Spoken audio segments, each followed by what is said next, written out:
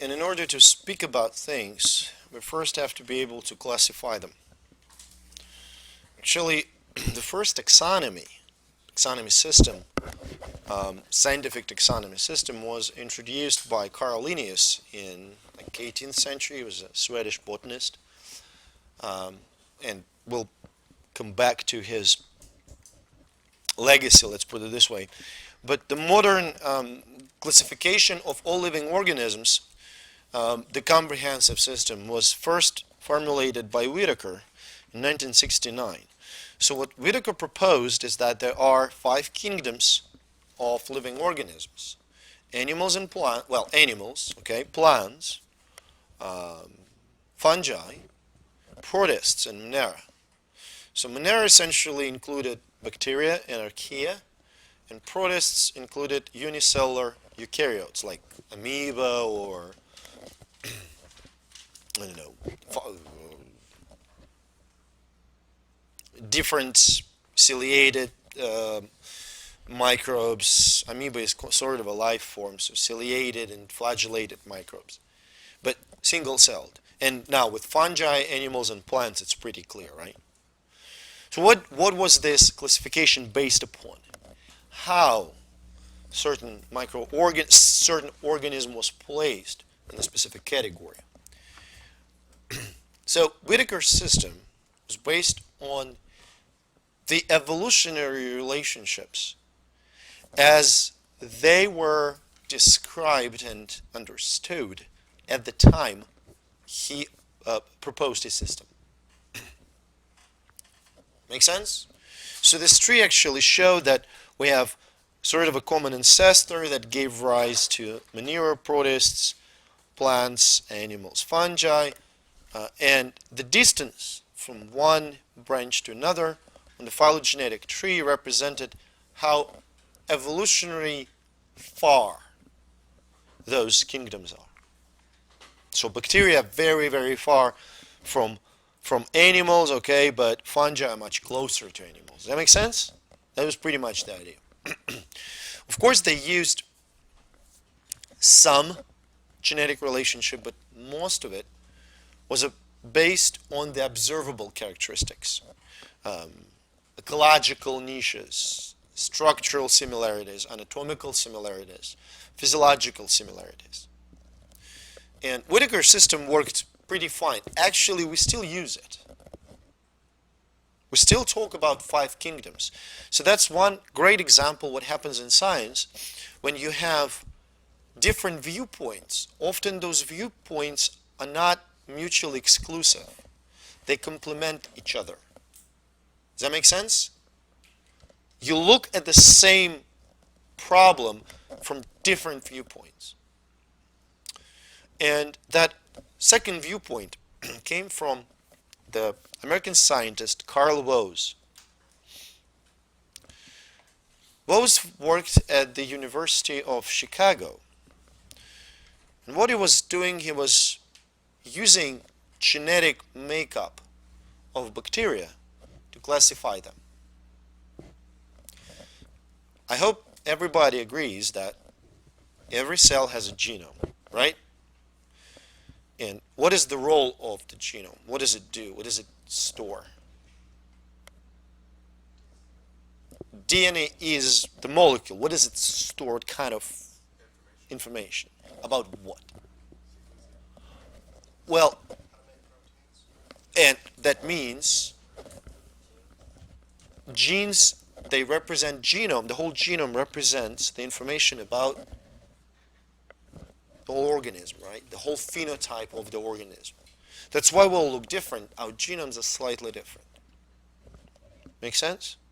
So if say, Hunter's genome would be compared to mine, we would have certain differences. Very minimal, actually.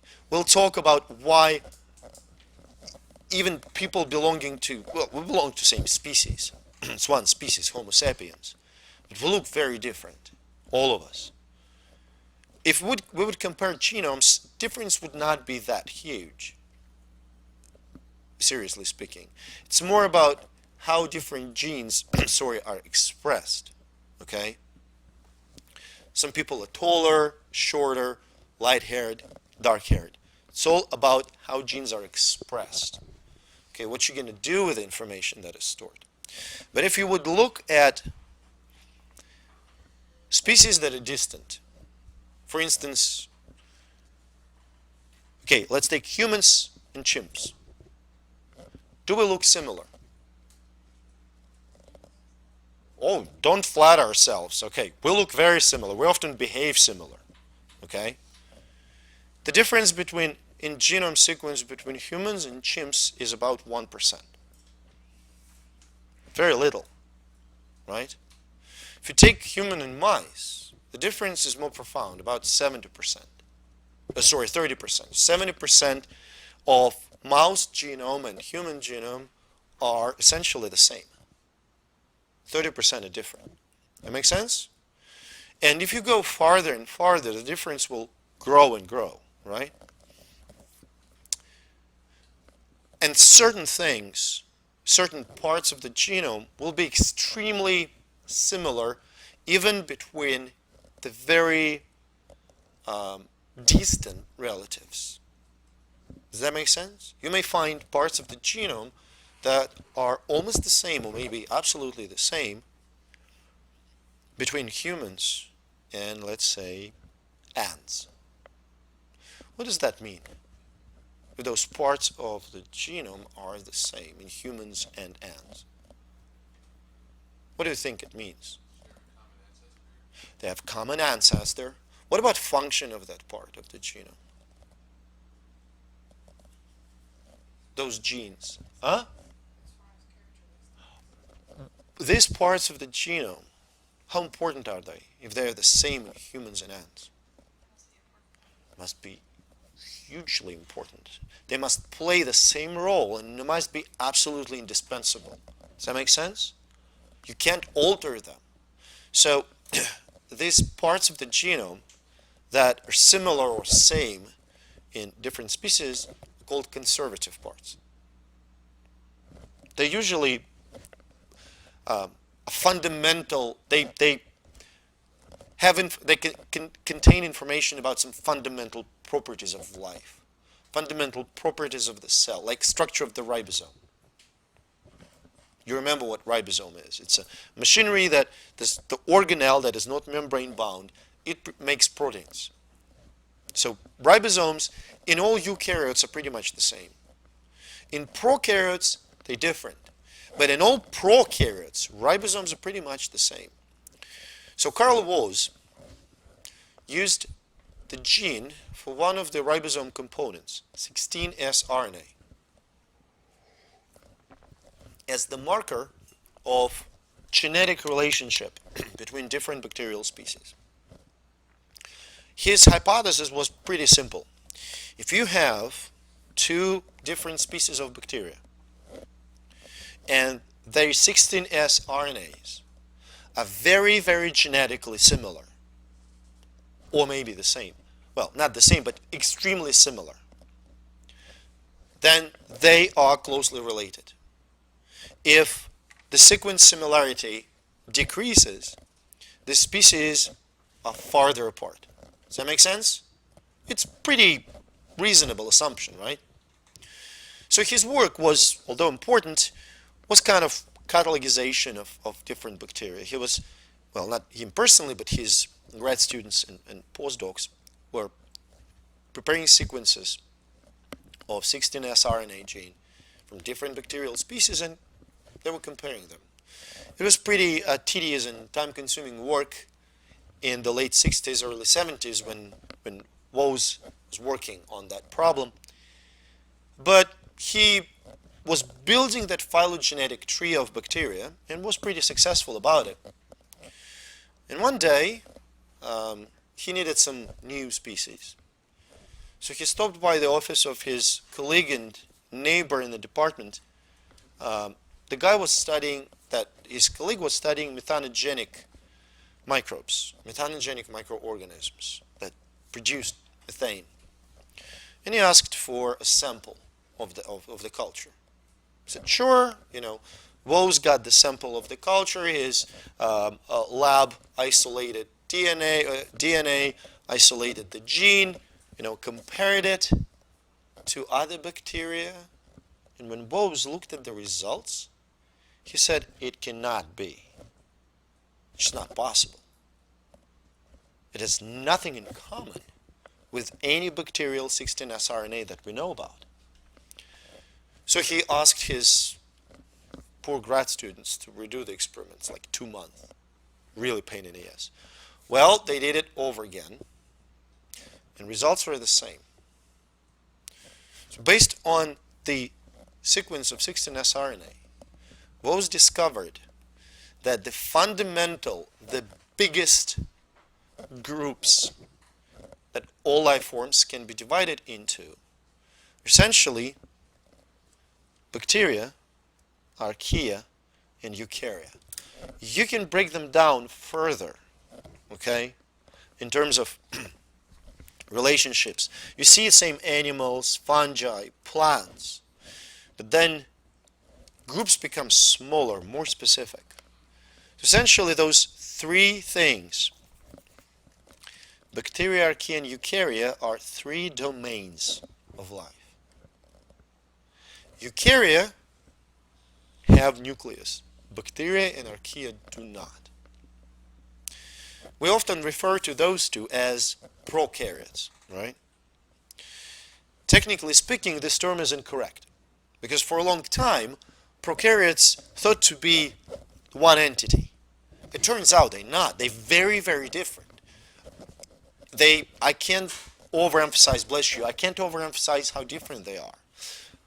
If you would look at the phylogenetic tree, you will see that the common ancestor here splits first to give rise to bacteria and to what's going to separate into archaea and eukarya, which implies that archaea and eukarya are closer to each other than both of them to bacterial cells. It's pretty crazy. Seriously, think about all eukaryotes with a nucleus and fancy schmancy organelles, and archaea which have no nucleus, no organelles whatsoever. They're closer to each other than to the bacteria that look pretty much just like archaea. Okay, but genes do not lie. Okay, is that clear? The relationship that archaea are genetically closer to eukaryotes than to bacteria. Have you heard about archaea before? Well, some of you haven't, some of you have. These guys live in extreme environments. One of my favorite ones, I just love the name. There's an archaea called Pyrococcus furiosus. Furious, flaming coccus. It thrives at the temperature of boiling water. I mean, not can survive, it thrives. It cannot grow at the room temperature. So they really are extreme. Now, how do we call them microbes, organisms in general? Binomial names. So binomial means there are 2 words. First stands for genus. Second stands for species. Say, Bacillus anthracis. It's a species of bacteria that causes anthrax. It's a species, right? Belongs to the genus Bacillus. There are other microbes that belong to the same genus. You can think about Bacillus megatherium, for example, which can cause mild human disease, or Bacillus subtilis, which can cause intestinal problems. Okay? So there are different microbes belonging to the same genus. And then genus, different genera. Genera is the plural for genus. Genera are organized into what is the next group in order. Anyone knows? Maybe from 10, 15, 20. The species is the smallest, like we, Homo sapiens. So the species, we belong to the genus Homo. And what's going to be next? family, right? Human primates, then, huh? Too high. It's going to be there up in the tree, but order, primates,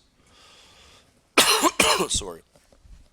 Then we go family, order, class, type, phylum, kingdom. You don't have to know that sequence, don't worry. Just to give an idea that when we talk about species, it's as close as it can be, as narrow as it can be. That make sense? There's a book called Berger's Manual. It describes how to classify and assign names to microbes. Just to give you a perspective of how easy it is, there's a saying among microbiologists that taxonomists have their own special place in hell. People who do the taxonomy, they reassign microbes, change the names, so it can become really confusing. But it's hard work actually, to properly classify. Viruses have different taxonomy, we'll chat about it much later. Pretty much the last unit will be about viruses. Okay, one of the last ones. They usually have single word name. Now, next thing, we're going to talk about milestones. This is very subjective. Look, this table, I made it myself. I didn't take it from any source. It's my take on what was important in the field of microbiology over the centuries. Some people may think otherwise. They may think this is not important, this is important. Okay, so don't take it like take it, but those things are still quite tremendous. China, ancient China, they used variolation. They first noticed that people who had smallpox, you've heard about smallpox, people who had smallpox never acquired again. Okay, so it was variolation. When people have smallpox, they have little pustules, like bubbles on the skin. Chinese collected fluids from that bubble and scraped that fluid into the skin of the healthy person, which meant kind of milder form of smallpox. How mild? Actual smallpox, the mortality is about 30%. For that mild one, was about 1%. So it reduces your chances of dying from smallpox 30 times. It's pretty good trade, I think, at that time. Okay. Actually, in ancient Greece, Hippocrates was first to propose natural cause of disease. For us, it comes kind of obvious. Diseases are natural. For them, come on, it's a wrath of God. You pissed off gods, they made you sick. So he was arguing, not really, no. Varro, one of the Romans, the Italian guy, is actually the person to propose that some little creatures were causing diseases. Romans know about them. They made the first city-wide sewer system, so-called the Cloaca Maxima, as they realized if the bowel contents are going to run on the street, it's not going to be very healthy for the population. And they realized they have to separate drinking water and sewage. And then, well, you can't prove that those little minuscule creatures cause the disease until you have something to see them with. So Leeuwenhoek, or Leeuwenhoek, whoever calls them different ways, the guy from the Netherlands who was actually working with glass was the first to develop good microscope and good telescope. And Robert Hooke, the British fella, improved the microscope and proposed the scheme, the construction that we use till now. So those microscopes, fancy microscopes, are built according to Hooke's ideas. The position of like a table and a specimen and the light source, that Hooke actually was the first to propose this. And actually saw some microbes. Okay, they observed microbes. So that was one very big step. that we now can see microbial cells. Then, in 1796, Edward Jenner, the British physician, noticed that milkmaids that acquired cowpox, very mild disease like minor rash on the hands, never got smallpox, ever. If they had cowpox, no smallpox later. So he got curious, collected some cowpox infectious material, and inoculated a farm boy with the name James Phipps. It's not only this. 2 weeks later, I think about 2 weeks, he inoculated the same farm boy with actual smallpox. Kind of an acute experiment. Risky business. The boy didn't get the disease, so it was the day when the vaccination was born. Vaccination, the name vaccination is because of the Latin vacca, cow. Now, I would appreciate if you tell me what is the difference, profound difference, between vaccination right here and variolation. Huh? Both got scraped. It's actually, huh?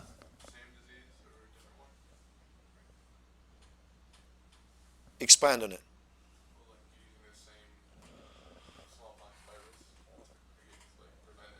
Okay, and in another case you use cowpox. Now, what I said about cowpox in humans. Yes. So you see, you use pretty much a weak pathogen to create an immunity. Does that make sense? In vaccination, we don't put people receiving the vaccine at risk of an actual infection, full-blown infection. Does that make sense? So Jenner made a major breakthrough in vaccinology. He was the one, for God's sakes, he invented a vaccine. Okay? Now, another branch of microbiology, the epidemiology was pretty much born when the guy named Jon Snow, hello to all Game of Thrones fans, noticed a specific pattern of cholera cases in London. By the way, they are in somewhat order of time, time order. Earlier, later. So Snow noticed that disease cases, cholera cases in London, grouped around in a certain area. So he was wondering what may cause it. And by surveying the people who suffered from cholera. What's cholera, by the way? Anyone knows? Cholera, is that what you're saying? Cholera, yes. Oh, it's, doesn't it have to do with feces and that? Huh? Well, usually transmitted by drinking water. Yes. What does it look like? I mean, symptom-wise. Not so much vomiting, diarrhea. Well, vomiting a little bit, but I don't think you will have anything to vomit if you shit 20 times a day. I'm not kidding. Pretty much. People can lose up to 20 liters of fluids a day. I mean, you can't just drink Pedialyte in that amount. I mean, it's disgusting and it's impossible to absorb all of it. So the only treatment is IV fluids. No, C. diff is much milder. Much milder. C. diff is also a diarrheal disease, but it's a dysentery. Cholera is profound diarrhea. It's very treatable if you have an IV fluid. Anyway, so he figured out there's some pattern. Started to survey the patients. Guess what? They all took water from the same water well. So he was the first one to use investigative method to track down the disease to a single culprit, to a single source. He's considered to be a father of the modern epidemiology. And as we will talk about epidemiology, you will see that you have to consider socioeconomic factors and all other kind of stuff to figure out how disease spreads and why does it spread like that. Now, all those minuscule creatures, where do they come from? Living things, where do they come from? Do they spontaneously just arise? Well, except for mice and the dirty socks, everybody knows, you know. If you leave a pile of dirty socks, there's going to be mice in it,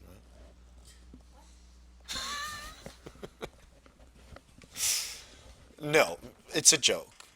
It's a joke, obviously. Well, I worked with mice, so we had a joke that mice rise in the piles of dirty socks.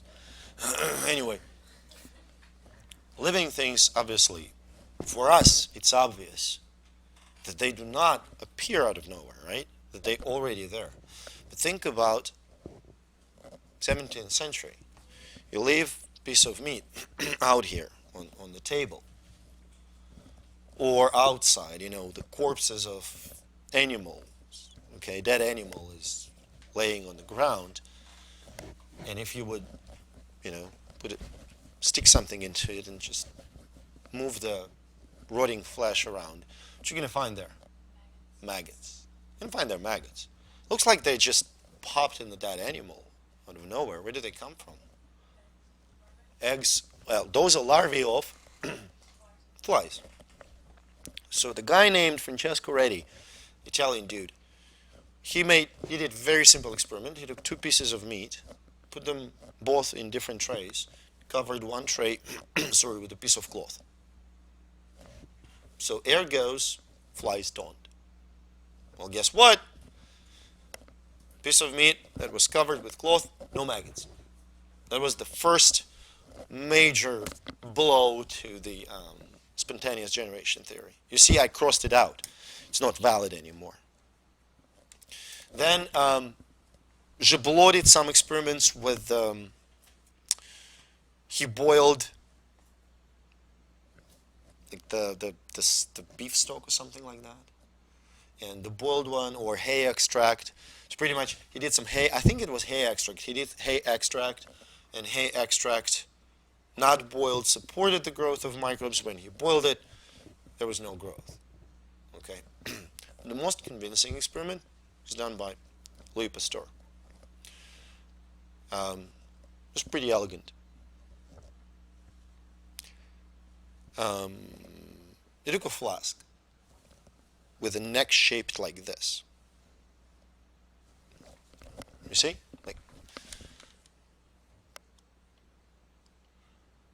Like this. Okay? So air couldn't get to whatever's in the flask. Everything from the air was trapped here.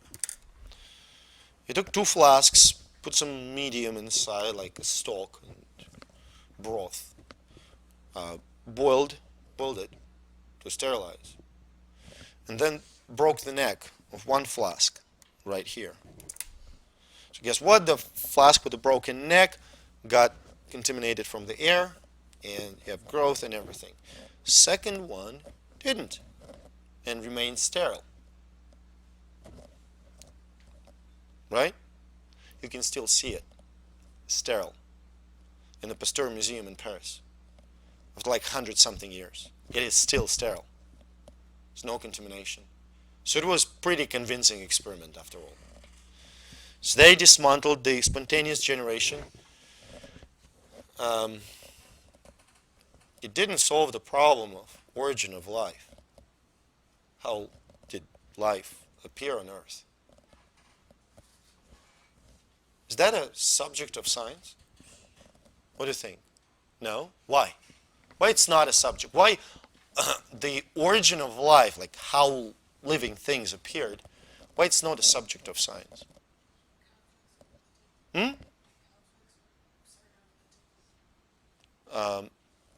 Maybe blunt and offensive, but as a scientist, we don't care. If it conflicts with religions, well, bad for religions. Not because of this. How many times, as far as we think, life appeared on Earth? just once. Yeah, I mean, it's appeared and then started to evolve. Science doesn't work with single events. Science works with repetitive events. It's like anecdotal, it's called anecdotal evidence. You know, when you talk about one case, it's anecdote. You know, so it's not a subject of science because science doesn't work with it. We're not very much concerned about it. We don't really care. Okay, and we can't recreate anything about it. Okay. Now, we disproved, so we kind of put the idea of life generation in the back burner, and Virchow, Schleiden, and Schwann were first to propose the cell, but not just, you know, seeing the cell. They suggested that cells are the building blocks of all living things and that they are derived from other cells. So cell division. Make sense so far? And then came Koch. You see, it's a keystone. This is one thing that we're going to come back to, the concept of evolution.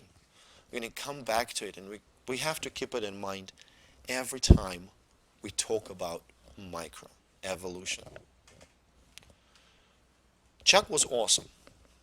Although his theory is not used anymore, it has evolved so much that the basic concepts remain the same, but our understanding of how evolution works has changed tremendously. Okay? Have you heard the statement, oh,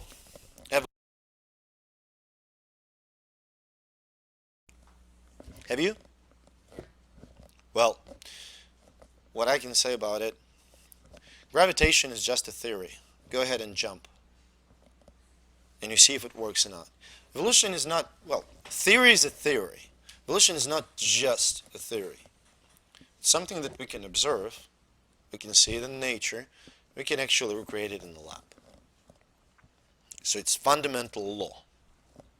Along with Koch, Gregor Mendel, I think he was Austrian, monk, laid down the grounds for genetics.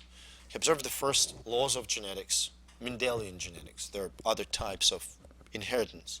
He was the first to lay down certain principles of heredity.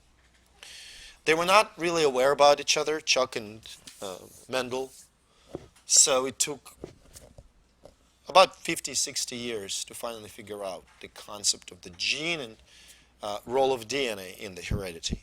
Meanwhile, public health took a huge leap when in the middle of 19th century, first it was Austrian physician, it was Hungarian by ethnicity but worked in Vienna, Simul Way, noticed something. He was a boss, well, how to say that, the chief of maternity ward. And a lot of new mothers after delivery came down with a disease known as puerperal fever. Anyone knows what it is? No? Well, thank public health for it. Thank Semmelweis for it. It's sepsis. When baby's born, there's a lot of blood. If bacteria get into the mother's circulation, they immediately, well, pretty quickly cause sepsis. And it's like, what, 1850, 1860? No antibiotics, mother dies of sepsis. In some wards, it was like quarter of all deliveries ended up in mother's death. Pretty bad. Semmelweis was really bothered by this fact, and he started to observe the pattern of deaths. And what he noticed is that women who were attended by midwives ended up better than women who were attended by the medical residents. So medical residents produced more mortality. Any idea why? Medical residents did something that midwives didn't.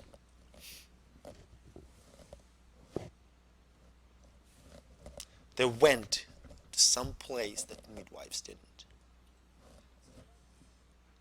It was all in the hospital. What part of the hospital, huh? To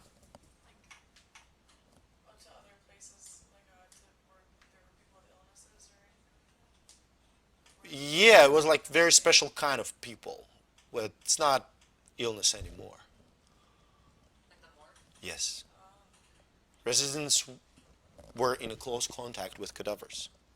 They often came and delivered babies after they were done with cutting corpses open.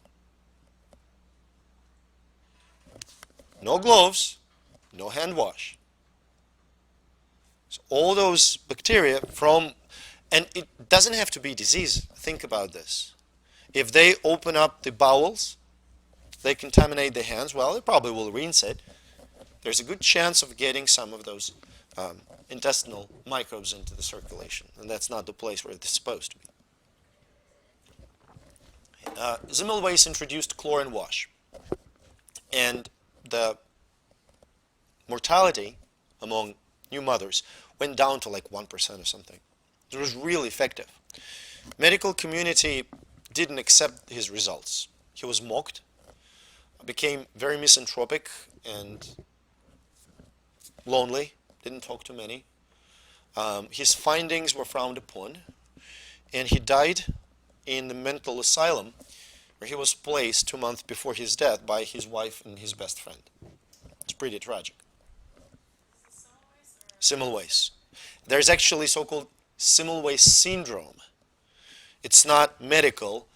When a society of some sorts does not accept new idea and aggressively doesn't accept. Does that make sense? Like mocking the person who introduces it. There's a resistance to changes. Okay? Lister was much liker. He was surgeon in Britain, and he proposed using carbolic acid, which is the water solution of phenol. Anyone took organic chemistry? Well, you probably have heard of phenol anyway. It's pretty toxic thing. It's solid at the room temperature. If you take it in your fingers, it will start to melt and will give you a chemical burn. Mild, but still. So he made a water solution of phenol and sprayed it on the wounds, which is kind of barbaric method to treat the wounds, but in the absence of anything else, of any alternative, it was pretty good. And he decreased the surgery-associated mortality coming from infected wounds. It actually worked so well that he consulted during the surgery of the incoming British king. I don't remember which one. And King actually recognized it later. He said, if not Sir Lister, I would be dead. It was like a week before coronation or something. Appendicitis. So that was a major breakthrough. How major it was? Well, imagine that, say, in 18th century, surgeries were done. Take your kitchen knife after you cut the chicken, use it for surgery. Same level of cleanliness. So that was a breakthrough. Pasteur, at the end of 20th century, did few very important things. First of all, he showed that fermentation is caused by microbes. Second, he proposed the germ theory of disease. He actually said, look, those minuscule creatures actually cause the disease. And he also was the one to develop several vaccines. The most notable of them is the rabies vaccine. But of course, in France, he praised not for all this, no doubt, important accomplishments. He saved British wine industry. He proposed pasteurization because wine went sour very quickly, like in a bad way. So he suggested to warm it up to a certain temperature for a certain amount of time that would kill most of the microbes and keep wine fresh. That's why we can buy a bottle of wine and it will be all right in a in a pantry. Same goes for beer or something like that. Okay, milk and so on. But although Pasteur proposed that those minuscule creatures can cause disease, he never said how we're supposed to figure it out. So Robert Koch, a German scientist who discovered tuberculosis, well, Mycobacterium tuberculosis, cholera, causative agent of cholera, and something else, he laid out 4 Koch's postulates that explained how we link the microbe that's found in the patient and the patient's disease. Okay. Then later in the late, like 1890, I think, Ivanovsky and Bergering discovered viruses, and at this point, the species that represent the scope of microbiology, we're pretty much done with it. Right? That makes sense.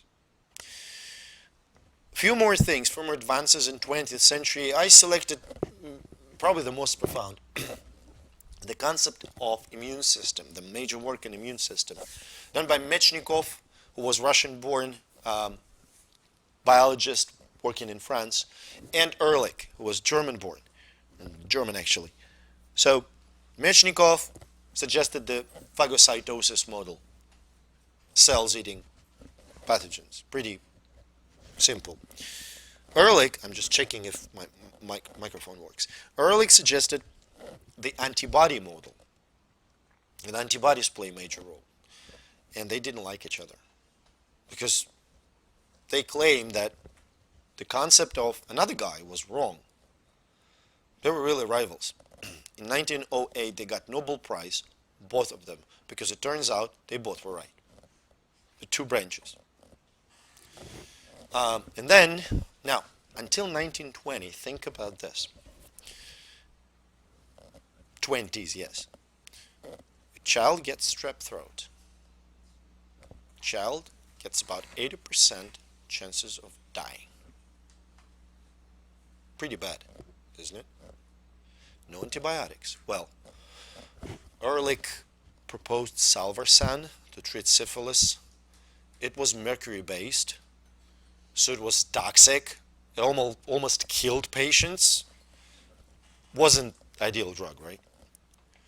In that bad situation, when people could die from seemingly minor infections like, well, I don't know if I have bacterial, but a strep throat. The situation was completely changed with the discoveries made independently by Alexander Fleming in Scotland when he found that certain fungal contamination of the bacterial culture killed bacteria. So he managed to isolate penicillin first antibiotic in the world. Independently at the company, German company Bayer, the first synthetic antibiotic, sulfonamide, was discovered. As far as I know, the discovery was completely accidental. Okay, so that was those 2 discoveries started the era of antimicrobial drugs. We now could treat bacterial diseases. Now in 1953 or around that time, a bunch of people from different labs, from different countries, discovered a thing that now comes natural to us. The DNA is carrier of genetic information. And that genes represent those units of heredity. And that based on the genome, we can predict the phenotype. I count it as one of the major, if not the major scientific breakthrough of 20th century, because it completely changed our understanding of how things work, how bodies work, how organisms, how life works. Okay? Now, what do you have to know about this table? I'm not going to ask you things like list 3 scientists that contributed a lot to immunology. Come on. But, you may get a question. the major contribution or the major achievement of Edward Jenner was? Okay, so something dealing with the smallpox. And look, I don't want to tip you over, okay? So I will not give you two answers for that sort of question that would be really, really similar, that you can mix them up, okay? I will be pretty clear, okay? Now, in the last few minutes of the class, I want to start talking about chemistry of life. We'll continue on Thursday. Why I think it's really important to talk now, we're going to mention many, many times proteins, carbohydrates, lipids, DNA, water properties. So I'd like to review them first and then continue, okay? So we can be familiar and we can be on the same page. The first thing that, or last thing, whatever you prefer, water. The key feature of water molecule is that oxygen has negative charge, a little, and hydrogens have positive charge. What negative and positive charges do? Huh? Negative and positive attract. So different charges attract. So when they attract, they form hydrogen bonds. Right? That's why water is actually liquid. If there would be no hydrogen bonds, it would be gas. According to the chemical properties and actually physics of those atoms, oxygen and hydrogen, water shouldn't be liquid, but it is. Because of the hydrogen bonds. Why I pay so much attention to that? First, water can interact with ions, forming hydrated forms of ions. Okay? For instance, positively charged hydrogens can interact with negatively charged anions. Negatively charged oxygen can interact with positively charged cations. But even more important is that hydrogen bonds between positively charged hydrogen on one hand and negatively charged something else are crucial in many biological molecules. They hold DNA strands all together. They play a huge role in protein folding, how the protein molecule is shaped. So by manipulating hydrogen bonds, we can manipulate structures of biological molecules. Does that make sense? When you add certain ions to water, like proton or hydroxyl ions, the pH is going to change. So protons are acids. Okay? Now, one thing that we will refer to frequently is the pH scale. You don't have to know that bleach has pH of 14. It's that Coca-Cola has the pH of 2, by the way.